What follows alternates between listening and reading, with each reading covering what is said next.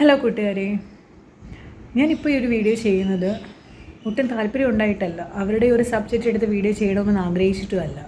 പക്ഷേ നമ്മുടെ സമൂഹത്തിൽ പൊതുവേ നടക്കുന്ന ചില കാര്യങ്ങളൊക്കെ തന്നെയാണിത്. അവർ സെലിബ്രിറ്റീസ് ആയതുകൊണ്ട്, അവരൊരു ഫാമിലി ബ്ലോഗർ ആയതുകൊണ്ട്, അവരെ ഏറ്റെടുക്കാൻ ജനങ്ങൾ ഉണ്ടായതുകൊണ്ട് മാത്രമാണ് അവരുടെ ആ ഒരു പ്രശ്നം ഇത്രയും ജനങ്ങളിലേക്ക് ഇറങ്ങി ചെന്നത്. പക്ഷേ അവിടെ നമ്മൾ ഓർക്കേണ്ട ഒരു കാര്യമുണ്ട്.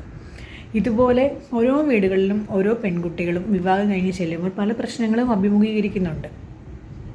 ചിലർ അത് വെളിപ്പെടുത്തും, ചിലർ മാതാപിതാക്കളെ ഓർത്തും സ്വന്തം ഭർത്താവിൻ്റെ വീട്ടുകാരെ ഓർത്തും ഭർത്താവിനെയൊക്കെ ഓർത്തും മിണ്ടാതെ ഇരിക്കും. പക്ഷേ പൊതുവേ സമൂഹത്തിൽ കണ്ടുവരുന്ന പ്രശ്നങ്ങളൊക്കെ തന്നെയാണ് പ്രണവ് മൃദുല വിഷയത്തിലും ഉണ്ടായിരിക്കുന്നത്. അവരുടെ പേഴ്സണൽ ലൈഫിലേക്ക് ഒത്തിരി ഞാൻ എത്തി നോക്കാൻ പോകുന്നില്ല. കാരണം എല്ലാവർക്കും അറിയാവുന്ന കാര്യങ്ങളൊക്കെ തന്നെയാണ്. 2-3 ദിവസമായിട്ട് പ്രണവാണെങ്കിലും കൊച്ചു ആണെങ്കിലും അവൻ്റെ യൂട്യൂബ് ചാനലിലൂടെയൊക്കെ തന്നെ കാര്യങ്ങൾ വെളിപ്പെടുത്തിക്കൊണ്ടേ ഇരിക്കുകയാണ്. പക്ഷേ ഒരു കാര്യം നമ്മളോട് ഓർക്കണം, ഇന്നത്തെ കാലത്തെന്ന് വെച്ചാൽ സോഷ്യൽ മീഡിയയിൽ ഫേമസ് ആവാൻ വേണ്ടി എന്തും കാണിക്കുന്നൊരു കാലമാണ്. ഇവരുടെ ഫാമിലി ഇഷ്ടപ്പെടുന്ന ഒത്തിരി ആൾക്കാരുണ്ടായിരുന്നു.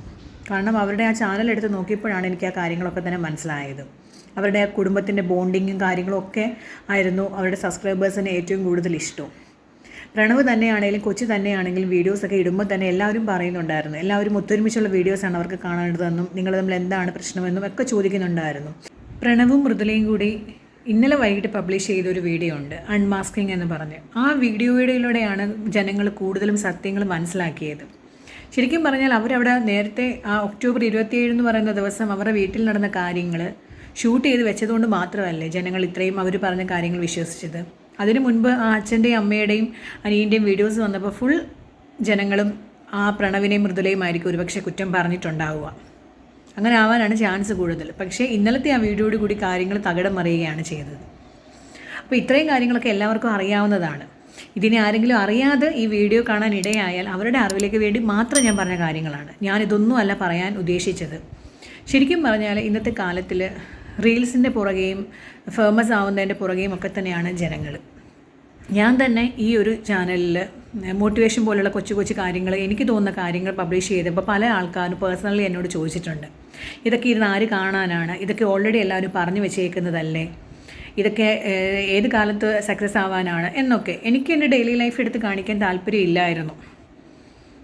എന്തിനാണ് അങ്ങനെ കാണിക്കുന്നത്? അതൊക്കെ ഓരോരുത്തരുടെ പേഴ്സണൽ മാറ്റേഴ്സ് എന്നാണ് ഞാൻ വിശ്വസിക്കുന്നത്. എനിക്കിങ്ങനെയുള്ള കാര്യങ്ങൾ ചെയ്യാനാണ് താല്പര്യം.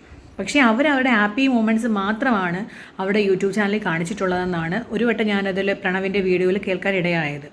പക്ഷേ ഹാപ്പി മൊമെൻറ്റ്സ് അവരുണ്ടാക്കുമ്പോൾ അതിൻ്റെ പിന്നിലുള്ള കഷ്ടപ്പാട് എത്രത്തോളം ആയിരിക്കുമെന്നുള്ളത് ഇപ്പം ഏകദേശം ആൾക്കാർക്കൊക്കെ മനസ്സിലായി കാണുമല്ലേ. ഇന്നലത്തെ പ്രണവിൻ്റെയും മൃദുലയുടെയും വീഡിയോയിൽ തന്നെ അവർ പറയുന്നുണ്ട്, ഓരോ വട്ടവും വീഡിയോസ് എടുക്കുന്നതിന് അവർ ധാരാളം കഷ്ടപ്പെട്ടിട്ടുണ്ട്, അവർ മാത്രമാണ് അതിൻ്റെ പിന്നിൽ പ്രവർത്തിച്ചത്, ബാക്കിയുള്ളവരൊക്കെ പുറകെ നിന്നത് മാത്രമേ ഉള്ളൂ എന്നൊക്കെ പല കാര്യങ്ങളും പറയുന്നുണ്ട്. ആ വീഡിയോ കണ്ടിട്ടില്ലെങ്കിൽ ഉറപ്പായിട്ടും എല്ലാവരും ആ വീഡിയോ കാണണം. പിന്നെ അവിടെ പ്രധാനപ്പെട്ട ഒരു കാര്യം പറയാൻ ഡൊമസ്റ്റിക് വയലൻസ് ആണ്. 9 മാസമായ മൃദുലയോട് ആ അച്ഛനും അമ്മയും കാണിച്ചത് മഹാപാപമാണ്, പ്രത്യേകിച്ച് ആ അമ്മ. ഇതിൻ്റെ പിന്നിലെ സത്യം എന്താണെന്ന് ശരിക്കും നമുക്ക് ഇപ്പോഴും അറിയില്ല. അവരുടെ ആ വീഡിയോ കണ്ടതിൻ്റെ ബേസിൽ മാത്രമാണ് ഞാൻ പറയുന്നത്. അവർക്ക് ഫാമിലീസ് ആകുമ്പം പല പ്രശ്നങ്ങളും ഉണ്ടാകാം. പക്ഷേ ഇത്രയും നാളും അവർ ഇതൊന്നും പുറത്ത് വിട്ടില്ല. അവർ ഇന്നലത്തെ വീഡിയോയിൽ അത് എടുത്ത് പറയുന്നുണ്ട്, പ്രശ്നങ്ങളൊക്കെ ഉണ്ടായിരുന്നു, പക്ഷേ അവർ മുന്നോട്ട് അതെല്ലാം തരണം ചെയ്ത് വേണ്ടാന്ന് വെച്ച് മുന്നോട്ട് പോവുകയാണെന്ന് പറയുന്നുണ്ടായിരുന്നു. അപ്പോൾ നമ്മൾ ഓർക്കണം, അവർ പബ്ലിഷ് ചെയ്തുകൊണ്ടിരുന്ന ഓരോ വീഡിയോസിലും നമ്മൾ കണ്ടിരുന്ന സന്തോഷം റിയലാണോ? ശരിക്കും പറഞ്ഞാൽ അതൊക്കെ വെറും ആക്ടിങ് അല്ലേ. ഇന്നലെയും മിനിഞ്ഞാന്നുമായിട്ട് 2-3 വീഡിയോസ് ഞാൻ അവിടെ കാണാനിടയായി. ലോങ് വീഡിയോസും ഷോർട്സും ഒക്കെ കാണാനിടയായി. അതിൽ നിന്ന് എനിക്ക് മനസ്സിലായ ഒരു കാര്യം, എൻ്റെ ഒരു തോന്നലാണ്, അമ്മ ചില സമയങ്ങളിൽ മൃദുലെ കുത്തി പറയുന്നതായിട്ട് എനിക്ക് പല കാര്യങ്ങളും ഫീൽ ചെയ്തിട്ടുണ്ട്. അവരുടെ ആ ഒരു ഫേസിൽ വരുന്ന ചിരിയാണെങ്കിൽ പോലും റിയലായിട്ട് എനിക്ക് തോന്നിയില്ല.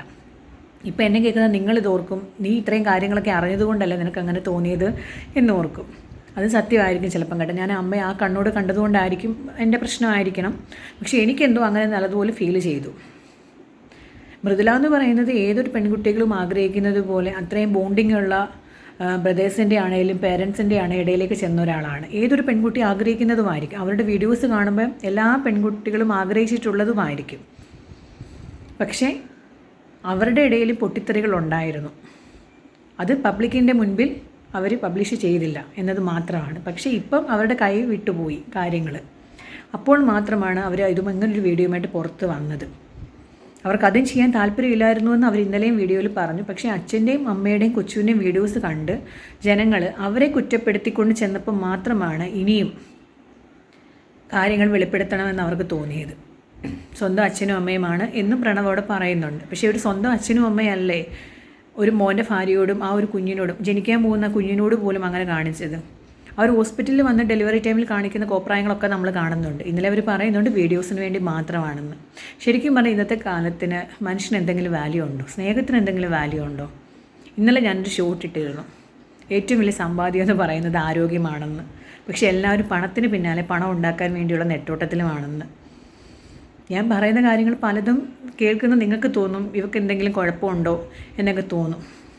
കാരണം നമ്മൾ അത്രയും പോസിറ്റീവായിട്ടുള്ള കാര്യമായിരിക്കത്തില്ല പറയുന്നത്, നമ്മുടെ ഫാമിലി ലൈഫ് ആയിരിക്കത്തില്ല കാണിക്കുന്നത് ഒക്കെ. അങ്ങനെയുള്ളവരൊക്കെയാണ് എല്ലാവർക്കും താല്പര്യം.